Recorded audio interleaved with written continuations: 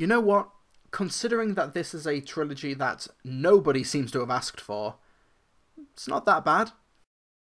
You're looking particularly beautiful tonight. You're looking particularly beautiful tonight. Ching. Johnny English Strikes Again is the third installment in the Johnny English now trilogy. Blimey, with the latest installment being Johnny English Reborn in 2011 and then Johnny English in 2003. There has been a very long gap between these films, mainly because I don't think there's been any sort of demand for them, yet we've got them anyway.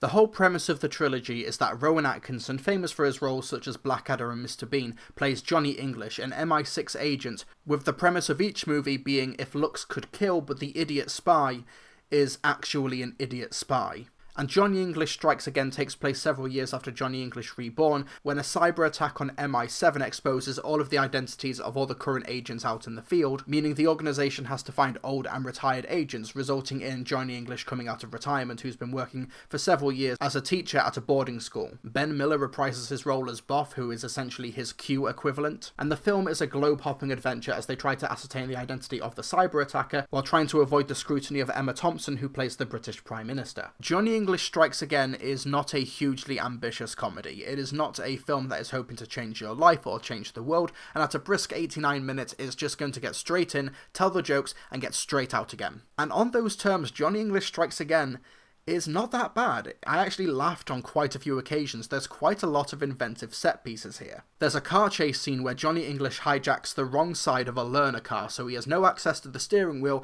but he does have access to the brake and the clutch, and he has to guide this learner driver through a chase scene.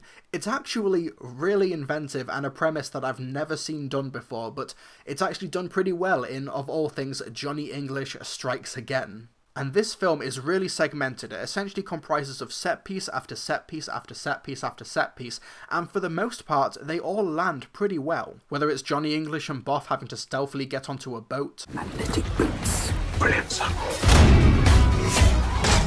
No one must have the slightest clue we're here. Johnny English training with a VR headset, or one of the film's funniest gags which displays Rowan Atkinson as a true master of comedy, a sequence where he takes an energy pill thinking it's a sleeping pill and then just goes on an all-night bender. The film is not high art, many of the punchlines you can see coming from a mile away, and there's a lot of use on toilet humour, but these films are always aimed at a younger audience, and I think on that level, Johnny English Strikes Again does exceed on its own merits. Previous films in the franchise got bogged down in exposition, but here the film leans into its strengths by getting Johnny English and Boff to a new location, setting up the objective, and just getting on with the gags. The only element of the movie that feels really tired and played out is the theming going on, where Johnny English is the old school analog agent, meaning that if he doesn't use a smartphone or if he drives an Aston Martin instead of a smart car, he can't be tracked by the cyber terrorist. And the whole old man versus technology is played out in fiction, and in Johnny English Strikes Again it's really no exception. It feels very tired. Cast-wise, outside of Rowan Atkinson and Ben Miller, the rest of the cast really don't have that much to work with. Emma Thompson is fun when she's on screen, but she's not on screen that often. Jack Lacey plays the oh-so-obvious villain, who is essentially a composite character of every baby boomer's worst nightmare in terms of what current tech companies are like. And Olga Kurylenko, who actually was a Bond girl in Quantum of Solace, plays another Bond-style girl here, but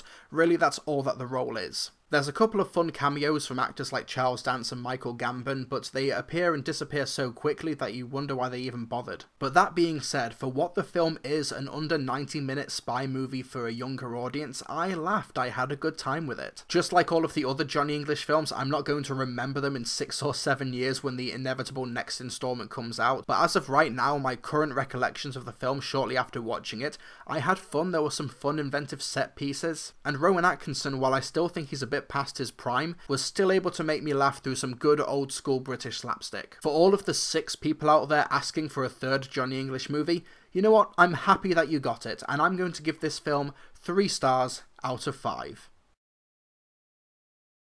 Trilbee, Trilbee, Trilbee.